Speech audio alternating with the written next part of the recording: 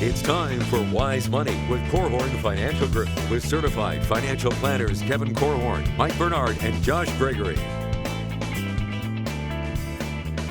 Welcome to another episode of the Wise Money Show with Korhorn Financial Group, where every week we're helping you take your next wise step in your financial life. Thanks for being here, friends. My name is Mike Bernard. I am your host. I'm also one of the certified financial planners on the program. With me in the KFG studios, Kevin Korhorn and Josh Gregory. Well, whether it's the pandemic or the surge in the investment world, it seems that more and more people are looking to retire before that magical age of 59 and a half. If that's you, how can you get access to your retirement investments while avoiding the 10% early withdrawal penalty? We've got our ideas on today's episode. Isn't it funny that you have to celebrate half birthdays in retirement? I mean, like, it's so strange. I thought that ended when you were 6. And yet 59 and a half is a big deal. And 70 and a half used to be a big deal. Yep. Now it's 72. They're talking about moving it to 75. If you have questions, we'd love to hear from you. You can submit your questions a few different ways. Call or text 574-222-2000. That's 574-222-2000. Online, wisemoneyshow.com. You can submit questions right there on the right. Turns into an email, comes right to me, and I put it in the queue. And then all over social media, that's where we get most questions and most engagement. So YouTube, Facebook, wherever. Just search the Wise Money Show. Follow us there. All right, you probably didn't think of it this way, but when you opened up that retirement account, you made a deal. You made a deal with the devil. No, I'm just kidding. Almost. It's the IRS. You made a deal and said, listen, I'll put this money in here and you give me some tax treatment, okay? Some tax favorability, all right? So whether that's pre-tax, a tax deduction on the way in, or tax-deferred growth, maybe tax-free when I take it out. That's that. Hey, I'll use this account if you give me these tax goodies. And in exchange, I promise, Scout's honor, I won't touch this money till I'm 59 and a half. And the IRS says, deal. Okay, we got it. But then, of course, you can touch this money. It's your money. And the IRS says, well, if you touch this money before age 59 and a half, we're not going to give you those tax benefits. In fact, we're going to add a little penalty, 10%, okay? So that's how it works. That's the deal. But then because the tax code in the United States is the most complicated on the planet, there's always exceptions to those as well. So we're going to talk about those exceptions. What if you retire because of you're just ready, or there's health reasons or whatever? You retire before age 59 and a half. How can you access money? Social Security doesn't start that early. And now you don't want to pay this 10% penalty. What are your options? Some unique options with the 401k. Let's talk about it. Well, yeah, this doesn't pertain to every single 401k out there, but it's kind of a little known fact that if your plan was written with these rules in place, if your employer elected this, some of you may be able to access your 401k at age 55 or after age 55. You have to retire after the day you turn 55. So this is down to your birthday. Oh, I think okay. There's even an exception there. It's the year in which you've got to retire, the year in which you turn age 55. Okay. Yeah. So there's even another maybe exception. I've been too conservative then all these years. Well, you don't want to mess this up for sure. That's for sure. Because it makes a difference on whether or not you get some earlier access or you've got to wait all the way to the traditional 59 and a half. And basically, again, you've got to check what's called your plan description or your 401k plan document, which you could get access from your actual employer to see if this is baked into your particular retirement plan. So if it is, and many of the larger plans are, where they have this feature that you can draw money out of your 401k in the year you turn 55 if you retire in that year, starting in that year. And you still have to pay tax on that money, but you don't have to, you're not subject to the 10% early withdrawal penalty. Now, here's a question, and I just had this, and likely it's a friend, and typically he listens to the program. What if you retire, or you're let go, or your job is eliminated, something like that, in December? Even the middle of December, and then the next year is the year you turn 55. No, still can't access it. still can't access it. That doesn't qualify. It's not, you've got to actually retire. You've got to be done working in the year you turn age 55 with that employer, not just wait until you're age 55. That's exactly right. And that is different. I mean, if you retire before age 59 and a half and you just wait a while to start drawing, there's not going to be a penalty as long as you get past that 59 and a half age. But 55, this is a retirement age, not a I've reached this age type of a rule. That's right. And there is even an exception to that, a little known exception to that. Mm-hmm. So it's the age is 50 if you work in federal law enforcement, federal firefighting, customs, border protection, or air traffic control. Interesting. That is interesting. They have some unique rules in some of these fields where they essentially require that you retire by certain ages. And I don't know if it's just the stress of the job or physical demands or what, but there are some unique industries or fields out there that introduce some. Yeah, some it specific seems like rules. we're making the case to not go it alone. Yeah. I mean, this is where if I thought I was going to be retiring early in any way, shape, or form, I would want to have an amazing plan for how I'm going to access these dollars. And again, the 401k is a little bit like the Hotel California. You can check out anytime you want, but you can never leave. Or as I say, it's a lobster trap, right? The money goes in, but it can't get out. And so you have to have a great plan for what is the exit strategy for the 401k, and that's a big component of a retirement plan if I'm retiring early. I don't know how many people still know the Hotel California reference. I mean, it's just like pretty soon that's gonna be oldies. Yeah, but the newbies are listening to the oldies. My kids have said, "Dad, I love the 80s music." I'm like, oh no, you're putting all that garbage in your head too. So here's the thing. Let's just run through a scenario. You wait until you're, the year you turn 55 and retire, or you're 56 or whatever, and you say you got $1 million in your 401k. All right, well these weird guys on the Wise Money Show said I can draw that money out and live on it and avoid the 10% penalty. I still have to pay the tax. So therefore, I'll leave my $1 million in there. No, I'd work with your certified financial planner, see how much money do you anticipate drawing out and needing to live on between that retirement date and age 59 and a half. Leave that amount in your 401k and probably cut a thicker slice. Be a little conservative, like Josh said. Everything else above that, you can roll over to an IRA. You can start, getting some diversified investment strategies, adjusting what you're, exposed to, maybe laying out a full personal pension plan, something like that, doing more with your investment strategy, and you can roll those dollars over to an IRA. So this isn't all or nothing, okay? Right. And I'd be mindful of that because it is. I mean, you certainly have to look at all 6 areas of your financial life when you're wanting to retire, but this is one where you'd have to look at your cash flow, what your needs are, what your tax picture will be.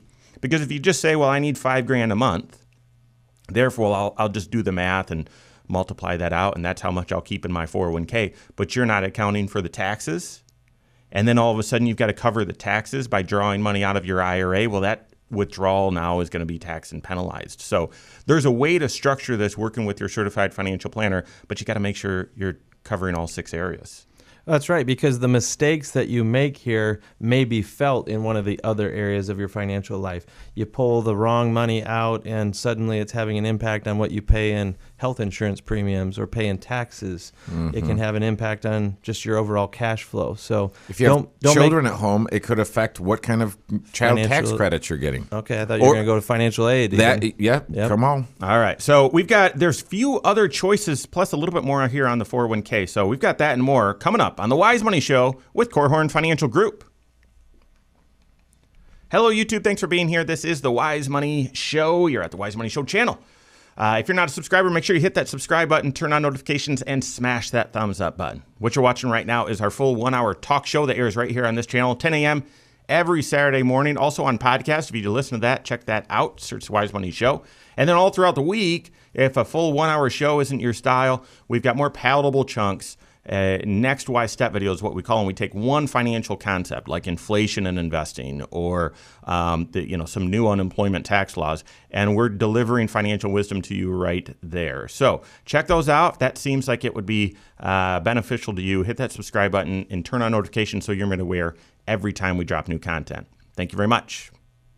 All right, there's one more. I wasn't sure if you guys were going to go there or not. There's one more piece of the 401k I want to tuck in, and then we can get into the IRA. Yeah. Okay, and we can talk through, I don't know if you have a list of all the 72T exceptions. We can share that list, and then we can also get into SEPP in more detail. You're retiring early, and early, that's a subjective, it's a relative term. What's that mean? Well, if you're retiring before age 59 and a half, that means something to the IRS, because that means you can only access your tax shelter retirement accounts with a 10% penalty, or not if you apply some of these exceptions. We're helping you with that right now. This is the Wise Money Show with Korhorn Financial Group. Thanks for being here. My name is Mike Bernard. Here with me in the KFG studios, Kevin Korhorn and Josh Gregory. Stay up to date on all Wise Money content. Check us out, wisemoneyshow.com. Then all over social media, search the Wise Money Show. Follow us there. All right, so one of the exceptions, if you happen to retire in the year you turn 55 or after, and your plan allows for you to take withdrawals at that time, then you can draw money out of your 401k and avoid the 10% penalty. So here's the issue. You've been bouncing around with jobs, and you've got a whole bunch of money in IRAs from old retirement accounts, okay? But your new 401k, your current 401k with your current employer only has, let's say, $50,000 in it, $75,000, and now you're going to retire. You say, that's not enough. I need more than that to draw out between the time I retire and 59 and a half. Again, work with your certified financial planner. Their job, your CFP's job, is to give you clarity and confidence, but also creativity. So in that situation, you'd look and say, well, does your current retirement plan, does your current 401k allow for incoming rollovers? If so, figure out how much additional you need to add to that 401k and do a partial rollover from your IRA into that 401k. So presto, all of a sudden you've got enough money in that 401k, and you can draw out of that, pay the tax on it, and avoid the 10% penalty. So a little creative planning there can get you where you're trying to go. I love it. Sounds good? I love it. All right, so what about that IRA? Okay, we just talked about if you've got a 401k and you're planning ahead before you retire, you can transition some of that IRA into the 401k. Let's say you don't have a 401k. Let's say you only have a simple IRA, or maybe your 401k doesn't allow for this type of withdrawal at age 55 or beyond, and all you have is IRA. Can you access your IRA without the 10% penalty before age 59 and a half? There are ways to do it. You give up some flexibility in the process of implementing some of these ideas, though. There's an entire section of the Internal Revenue Code. If you felt really nerdy, you could start digging into section 72T. And that's where they list out these exceptions to the 10% penalty. And one of them that applies to IRAs uniquely is the ability to do a series of equal periodic payments. Did I say that right? SEPP. And this is essentially where you say, hey, I'm retiring before age 59 and a half. I need some money to live off of. I'm not going to be working anymore. I want to access my IRA and start drawing an income stream off of this over a period of time. You've got to continue that even at least to age 59 and a half, or I believe is it 5 years? 5 years, yeah. So once you start it, you're kind of locking yourself in and committing yourself to keeping this going, even if you were to go back to work or something. Yep. So you got to be careful about the tax planning on this, because you're creating certain income streams that they're gonna land on your tax return, whether you have this other income or not. And it matters how the money is invested, because if you're taking a certain income stream off of a pool of money and the value of that money diminishes dramatically, it's quite possible you deplete it. And you might be thinking, the investments aren't going to diminish dramatically. The Fed just prints money and stocks only go up. I just had to put my hands over my face just because, I mean, in '08, we saw a few folks that in 2005, 2006, where, this makes sense, and I'm going to do substantially equal periodic payments, I'm ready to retire, and all of this. And then in fall of '08 and early '09, the investments just plummeted. And they were forced to continue to take money out when share prices were significantly lower. And tragically, in some cases, we've seen stories where they ran out of money in the account. And actually, and I don't remember when it was in that time period. There was quite the fog of war going on during that time period. But they did the federal government allowed for a one-time adjustment to that. Yeah. But you do not want to. That is not. You don't want that to be part of your strategy. Right. Like, hey, I'm going to be aggressive, and in the event that it doesn't work, the federal government's going to bail me out with money they don't have. Mm-hmm. So this is where I would just be really super careful. The other thing that you can do is, and again, to quote a client that I met with yesterday as I was drawing all this stuff up on the whiteboard, and they were looking and they were hanging in, and she was asking great questions for a while, and then she finally just looked at me and said, "You guys are just going to handle all this stuff for us, right?" Yeah. And I said, "Yes, ma'am, we are," because we're as financial nerds, we love this stuff. Yeah. But really, one of the ideas is to say, "Hey, listen, if you've got a pool of IRA money, you can slice it and take part of your IRA and put it over here." And take your substantially equal periodic payments out of that pool, and then have another pool that you don't touch whatsoever. This is so confusing because in lots of cases, there's tax laws where it aggregates your IRAs. You can't just slice them up and have some rules apply to this package over here, but not to this package over here. But the substantially equal periodic payments, SEPP IRA, not to be confused with SEP IRA, right? That alone should just make your head spin. They allow you to put a SEPP on one IRA and not on the rest of it. So in that situation, going back, I just want to review because it's confusing. If you've got a 401k and it allows for this that special treatment, and you retire in the year you're turning 55, presto, you're good. You just draw the money out of the 401k, pay tax on it. But avoid the 10% penalty. But if you're going to retire before age 55, or you don't have a 401k that has this option, then you're looking at maybe your IRA.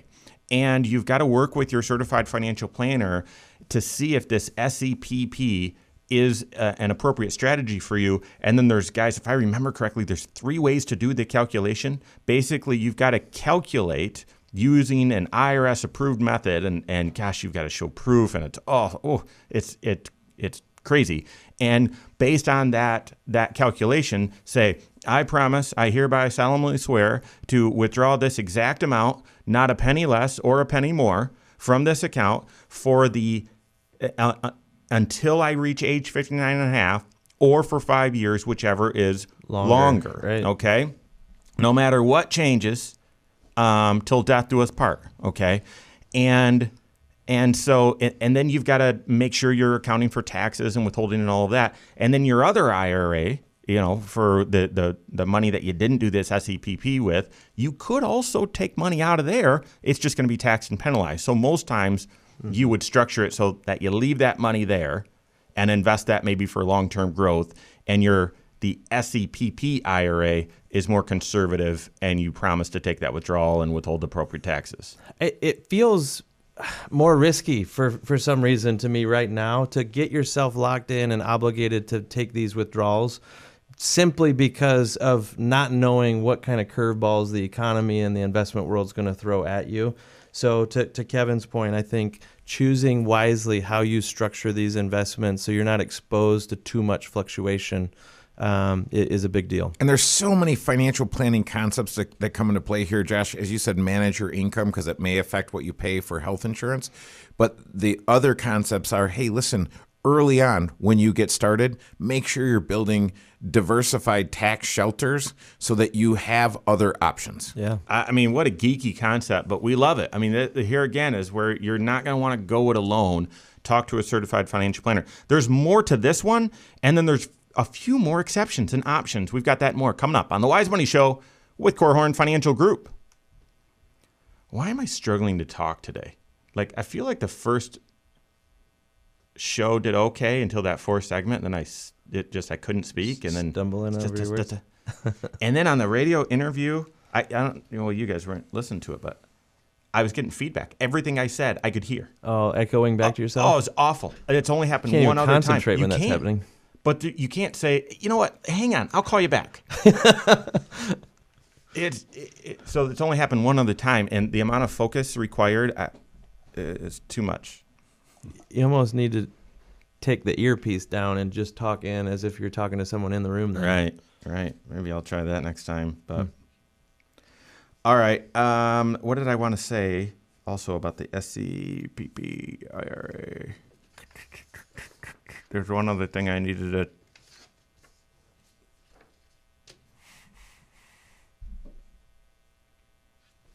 Oh, yeah. And you mentioned about that you flexibility. still have to pay the tax. You're just avoiding the 10% so penalty. Here's the thing. This is bonus content, but I'll probably share it when we start recording.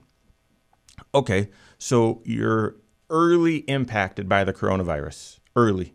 So mid-February, your company gets shut down and you're kicked to the curb. And you're trying to stomach things for a couple weeks, and then you say, I can't do this. I need to access money, right? We don't have the emergency fund. Unemployment was still the normal amount, and you say, I got to set up this SAPP. I got I have no other options. And then 2 weeks later, the IRS says, change the rules. Rules change. Everyone can get access to anything they want, and blah, blah, blah. And you're stuck. You're stuck. Yeah. So I completely agree. I mean, financial planning is all about trying to get as many options on the table so that you can make the best choice, and then planning to helping you make the best choice among a series of good choices. And when you do SCPP, there's no more choice. You've made your choice, and you're stuck. It's true. So that's the point. I feel that's like... How often have you guys used this in your careers? Seldom. As seldom as possible because of the inflexibility, and it does not allow for life change. Yeah. So, and the compliance folks, the problem is there are a lot of bad guys who use this strategy. So the Verizon guys that were getting the early buyouts and getting $500,000 between their pension, lump sum, and their 401k. And the guys were saying, yep, Josh, you can retire. Let's put it here and take your SEPP. And by the time you're 60, you're not even eligible for Social Security yet. And you've used a good chunk of that. Mm-hmm. And now you're talking lawsuits and all kinds of other crazy mess. Yep. So this is where, unfortunately, the bad actors have abused this a little bit. And so it makes everyone very, very cautious, and as you should be. Very, very few people are ready to actually retire in their 50s. Right. So, I think we need to emphasize that too. Yep. Let's do that, because all of this presumes that the math makes sense for you in your life, right? Let's do it. Should you consider a substantially equal periodic payment plan with your IRA as kind of a combination to getting access to your dollars, or a strategy to get access to your dollars if you retire early? Or does that sort of paint you into the corner? We're going to talk about that and more right now. This is the Wise Money Show with Korhorn Financial Group. Thanks for being here. My name is Mike Bernard. Here with me in the KFG studios, Kevin Korhorn and Josh Gregory. Every episode of the Wise Money Show is on the YouTube channel. Go check it out. That and a lot more content. So go to YouTube, search the Wise Money Show, follow us there. Okay, so we talked about the ability, the unique ability to get access to your 401k the year, if you retire in the year you turn age 55 or beyond. And you can access the dollars. It's taxable, but you avoid the 10% penalty. With the IRA, you've got a few options. I mean, you could die Oh, then No, take that thanks. choice. Yeah, you be disabled. You could use $10,000 for a first-time home buyer. You could use get some access for college tuition. Blah, but it's not all. That stuff doesn't. It's a little. Not retirement. It's not retirement access, right? focus. Yeah. Retirement focus. How do you get around that 10% penalty? Really, the only option with IRAs is this SEPP, substantially equal periodic payments. And we had a little bit of interesting content there, bonus content on the YouTube channel. And let's just air it out now. That once you make that choice, so let's pretend that you're one of the early individuals impacted by the shutdowns and the coronavirus, okay? And let's say your job was eliminated or reduced or whatever early February or mid-February 2020. And you're trying to tread water, but unemployment's just, a meager $300 and some a month or a week. You're not getting much there. And you're trying to make ends meet, but you can't. And it's late February or early March, and you're like, I can't do this. And you work with your certified financial planner and say, I have to get access to this money. And they say, well, the only way to do it and avoid the penalty is this. You got to sign up for this substantially equal periodic payment. You say, fine, I got to do it. Let's do it. And then a couple weeks later, the rules change. And the IRS says, nope, or Congress says, nope, you can do a coronavirus-related distribution and all this stuff. You're stuck. You're stuck. And while especially going through the pandemic, while I look and say, well, the government imposed this shutdown, and therefore maybe that's justified to change the rules. I do hate the idea that rules change all the time. Yep. Because for those of you that make decisions based on today's rules and then the rules change, you might have made the wrong choice. Yeah, right? but that it's crazy. It is part of the game, though. It's like complaining about the ref. I mean, where has that ever gotten you? Besides thrown out of the game. Thrown out of the game. Back to the car. Right. Okay. So anyway, so just know that you're locked in. And then if you go back to work, right, you can't stop this. Now you've got a lot of income. Say you don't go back to work, but you now need health insurance. COBRA's run out. And you're looking at your options and you say, well, gosh, if my income was just a little bit lower, I'd qualify for a significant premium tax credit where my health insurance would be basically nothing. Oh, I wish I didn't have all this income coming in, but I do. I'm just over that threshold, and therefore I got to pay more for my health insurance. Right? You financial planning is all about getting prepared so you've got lots of choices, and then working with lots of options, working with your CFP, then to select the great option among hopefully a series of good. And the SEPP, the substantially equal periodic payment, is really about eliminating all options. Okay, I got to do this. Well, that's the thing. We were talking at the break that most of the time we've ever seen clients actually in the real world use this series of equal periodic payments as a way to avoid a 10% penalty on getting money out of their IRAs is when they've kind of exhausted all other options. They're kind of backed into a corner. Or your example from the pandemic, people who feel like they just don't have any choice, they've got to have money to live, and they feel like they need to retire before maybe they were intending. And that's why it is so important to be working with a certified financial planner, because maybe you're in your 30s right now and there could be things you're doing today to create those opportunities or options in the future so that you don't get yourself backed into a corner. Mm-hmm. And those who are feeling like, yeah, you know what, I need to retire. I'm not age 59 and a half, but I need to be done or I want to be done. You have to pause and stress test this idea. The idea that you're going to retire now and be able to live 40 years or more in retirement on the assets that you've accumulated. And yes, is the very first thing you're going to do as your retirement action, get yourself locked into a game plan that you can't change. Your certified financial planner should be helping you look under every rock, look for other options or other choices that give you flexibility. And if you are going to move forward with a plan, know that it's going to work because you've already run the forecast. You've already looked at this from every angle, and you have confidence when you do it. That's exactly right. And just know the forecast isn't, well, on my 401k statement it said I was ready, or I did some quick calculator, it said I was ready. No. Okay, let's go back to this 10% tax diversification idea and preparing, getting ready, giving yourself options intentionally as you're preparing for retirement to say, hey, one day I might need to access some money when tax laws say that it's not favorable to do so. What are my options? And the third way to get access to dollars before age 59 and a half and avoid the 10% penalty could be to raid the cookie jar. I don't like this option. You can actually dip into your Roth IRA and get some money out penalty-free, even tax-free. Yeah, in the macro, in the big picture, I'd want you to think of two ways to save money. One is tax favored and one is not tax favored. So then the tax favored separates into a couple of different options. We've thought about things in terms like this before. One option is I have before tax money that I've never paid taxes on, that's growing tax deferred, and I'll have to pay tax on all of that.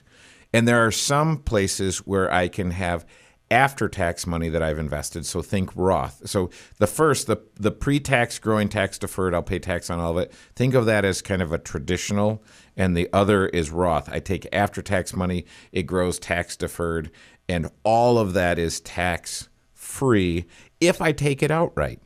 So, but I would have access, when you think about Roth, I would have access to my basis as long as it's been around in their basis I have access to immediately. But the other pieces, there's some complexity that we wouldn't go into here. So basis, what is that? You have access to your contributions. Yes. Into your that you put into your Roth. So, I mean, I don't want you to do this if you're retiring early, because personally, I mean, your retirement's going to last decades. So I want that money, including those contributions, your basis, sitting in that Roth, growing compound interest. That's tax-free. But if you're in a pickle, okay, and you need to get access to some dollars, just know you could. This might be hitting the easy button, although it might not be the best option. Just know that you could access the basis in your Roth. I got an email from a buddy earlier this week he works in education. He has a game plan to be retiring by age 55, long before his health insurance is covered by Medicare and before Social Security or anything like that. He's going to have a pension, but he's recognizing I've got this long gap that I need to fund somehow. And he's already thinking, I have a Roth that I've been adding to. I have a 403B. That's going to get taxed as I pull it out, but I can't before age 59 and a half. So what else can I be building? And we started talking about this third option of after-tax contributions to an account that is not tax sheltered, as you were saying, Kevin, but gives him maximum flexibility on when he uses the money and what he uses it for. There's no rules attached to this money, and it could be an intentional way to fund those gap years for someone who is retiring early. All right, we've got a few more options for you. That and more coming up on the Wise Money Show with Korhorn Financial Group.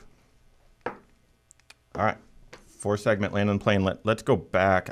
Let's hit the rest. I mean, okay, we hit those three. Josh tucked in a non-qualified account as another option. Yeah. But I listed out a few others. But seriously, so a client comes in, for some reason you don't want to do the SEP. Well, they don't have the option of taking the money out of the 401k for whatever reason and avoiding the tax. You obviously don't want to do an SCPP unless you absolutely have to. So what are your other options? I made a list, but let's just go through our list and see how long that takes. It's got to be 13 minutes. And I added a couple to those. Good. I would hope. Are we getting into any listester questions, or you want us to stretch? Do you want to hear stretch? Do you want to hear? All right. Did you want to hear those now, or do you want to hear those live in the show? On the show. Okay, dude, be ready because it's gonna. Let's go. Curveball. Coach, can you hit a curveball? I can't, but if it's curving away, that's going to be down and away. It's hard. Okay. Difficult. Well, down and away it is. Okay. Our own Kevin Korhorn here says he's got a curveball for me. As we're talking about the situation, you're retiring early, before age 59 and a half, and you got to get access to some money. What are your options? I can think of a few. Kevin says he's got some surprises. I can't wait to hear it. This is the Wise Money Show with Korhorn Financial Group. Thanks for being here. My name is Mike Bernard, Here with me in the KFG studios, our very own Kevin Corhorn. He's here. I'm looking right at him. And Josh Gregory. If you've missed anything, every episode of The Wise Money Show is on the YouTube channel. Go check it out. Just search The Wise Money Show on YouTube. Okay, so we're talking about if you retire early. And what's early? Well, before your half birthday of the year you are 59. I mean, that's ridiculous. When is that going to go away, by the way? Goodness sakes. They're talking about Secure Act 2.0, moving RMD from 72 to 75. When are they going to move this rule up? I actively was looking to see if they would at least round up to 60 or something. Why 59 and a half? Nobody knows. DUM? DUM dumb. It is. These are my favorite. I have a good friend, Matt, and we talk about our favorite dumb policies. And there's a lot. The list is growing every day. I even for this show, guys, the amount of research that we do is about 30 seconds. And I spent that 27 years. Yeah, that's right. That's the truth.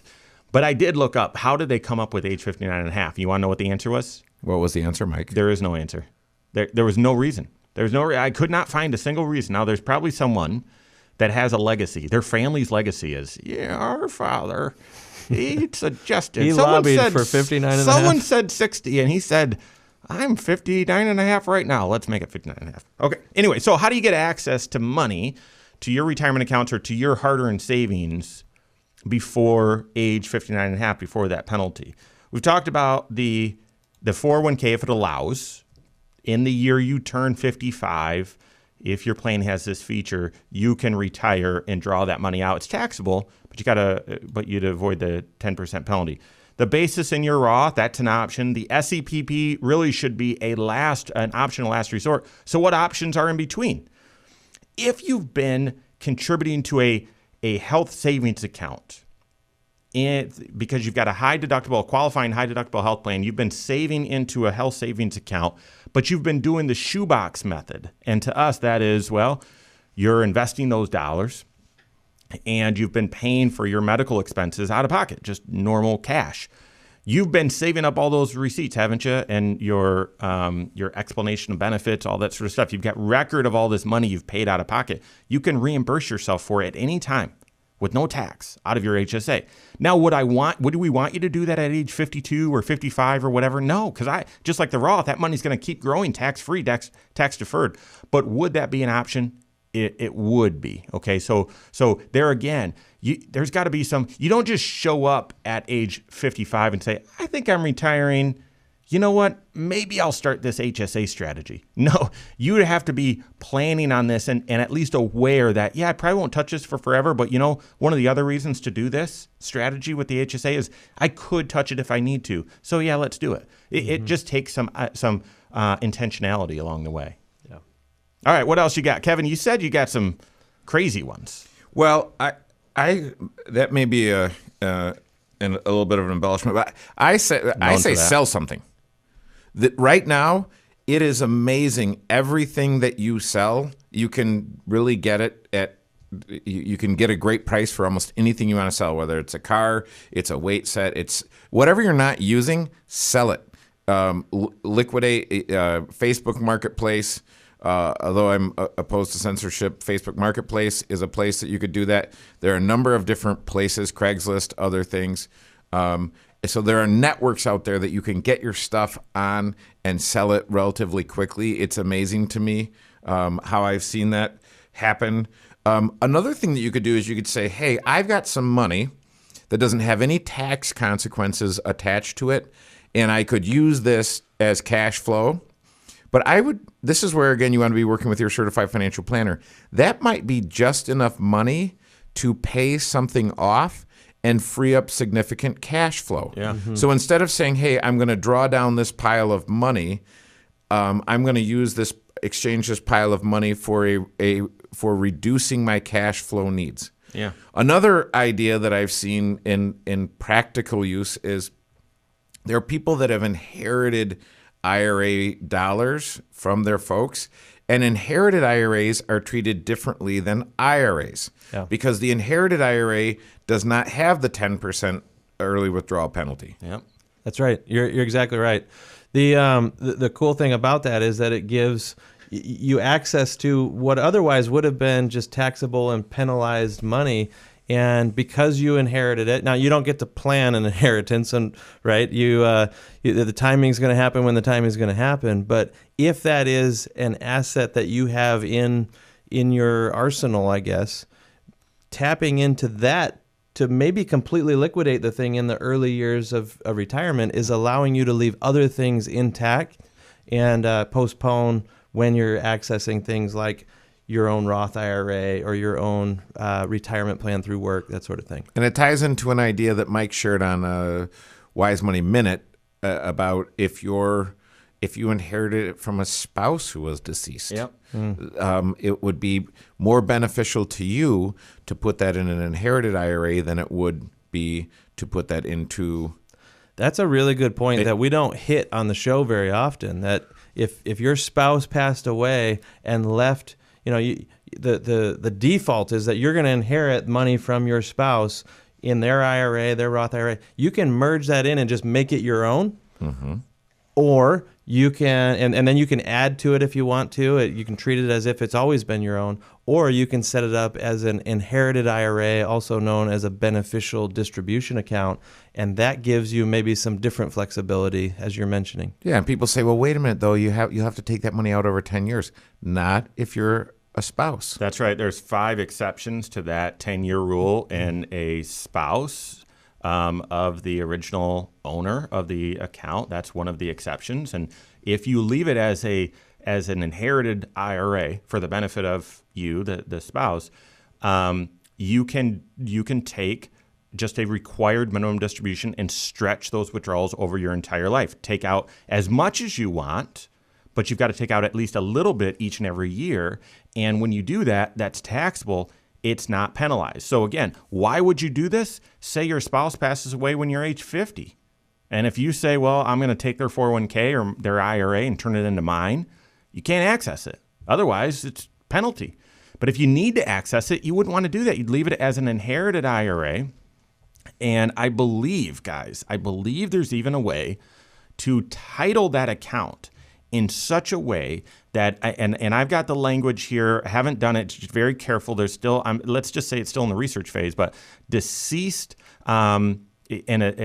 deceased for the benefit of a certain way of titling it, that inherited account, where you as a spouse can take your required minimum distribution, and then at age 59 and a half, then you can move it into your own name.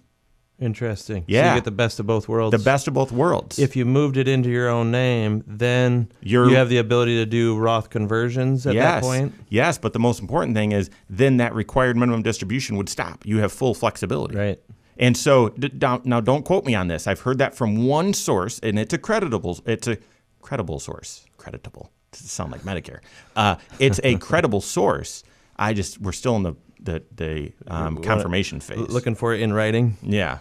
So anyway, okay. So what are your other options? This one's tricky. What about you take an old 401k loan and then jump out the plane? Now, if you take a big 401k loan, the rules last year were different. You could draw a 401k loan if your plan allows loans of up to $100,000 or 100% of your 401k. All right, whichever is lower. And those rules stopped, I believe it was last year, okay? And now it's back to 50% or 50 grand, whichever is lower. But the question you've got to figure out is, will that money become taxable to you as soon as you retire? Most of them, the money won't be taxable to you until you roll the account over to your IRA. Therefore, you could take a 401k loan and then go in and tell your boss, hey, I'm retiring, by the way.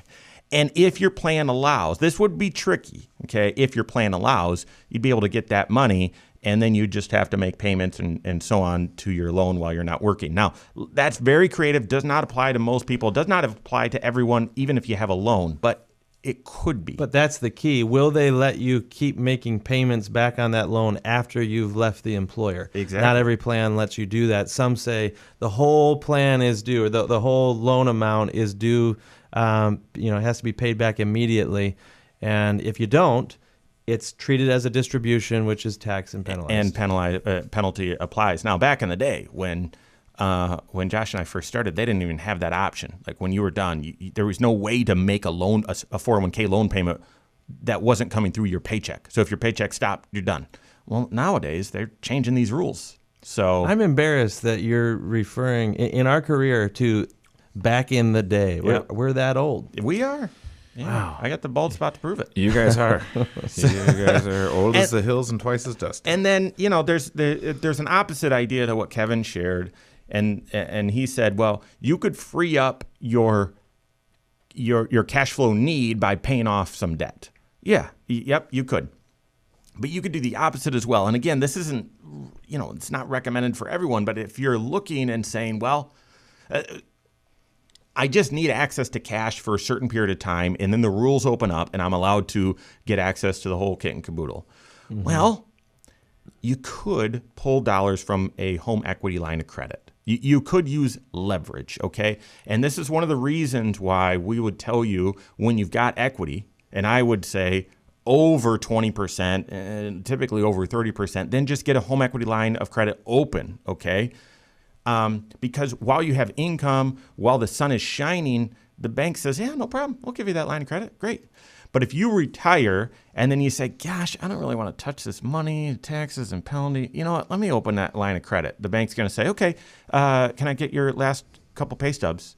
And you're like, I retired. And they're like, oh, you don't have any income? Yeah, no, I don't. Well, then we can't give you a line of credit. What are you talking about? The house is worth all this. They say no. Yeah, I've seen that a number of times. We're right up to, typically it's a normal retirement, but even if it's in your 50s, if you've got a small credit card, a car payment, a mortgage, and other things, if you're working, you can refinance that and lower your payment by $1,000 or thousands of dollars a month. Yeah. Yep. So that would be a scenario where you're looking and saying, all right, where are my options? Okay, I'll set up an SEPP. I've got some cash over here, and then let me get access to some of the equity in my house just to get me through these few years until I can get access to the whole thing, and then I can shore that up. So work with your certified financial planner on any of those options. I mean, that's it. If you're looking to retire early, you've got to have a plan and someone who's guiding you through these, especially someone who knows the tax code. So, all right, that's all the time we have for today. On behalf of Josh Gregory, Kevin Korhorn, and myself, all of us at KFG, have a great weekend. We'll see you next Saturday for the Wise Money Show with Korhorn Financial Group. Securities offered through Silver Oak Securities, member FINRA/SIPC. Advisory services offered through KFG Wealth Management, LLC. Doing business as Korhorn Financial Group. KFG Wealth Management, LLC and Silver Oak Securities Incorporated companies are unaffiliated.